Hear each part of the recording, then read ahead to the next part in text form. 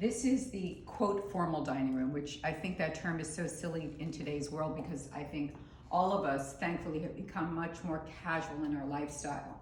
But this is when we do holiday events and family events. We very rarely use this table during the year, but whenever there's a holiday, we wind up using this table because we have a lot of people.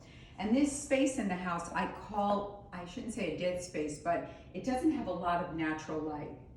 So how do I make it happy? Because remember, you have to have happiness in every space in your home for optimal mental and physical health. So of course, bringing in nature, which is called biophilic design. Bringing anything from the outdoors in is a form of biophilia, and it's very good for our mental and physical health.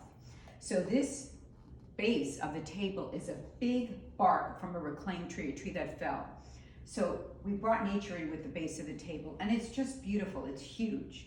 And I put a glass top so you can enjoy the base of the table.